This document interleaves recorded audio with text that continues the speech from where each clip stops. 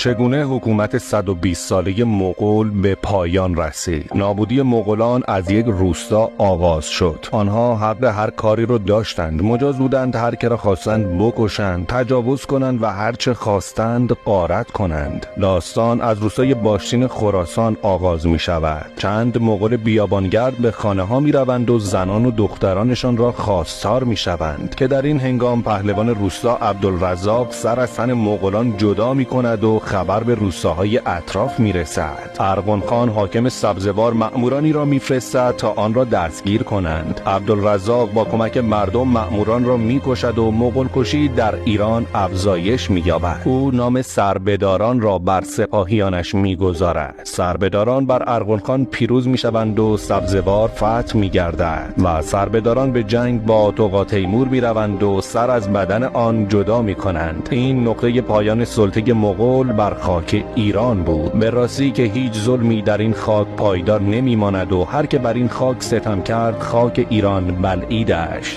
به عشق سربداران لایک بزنید و بنویسید اهورامزدا نگاهدار روانشان.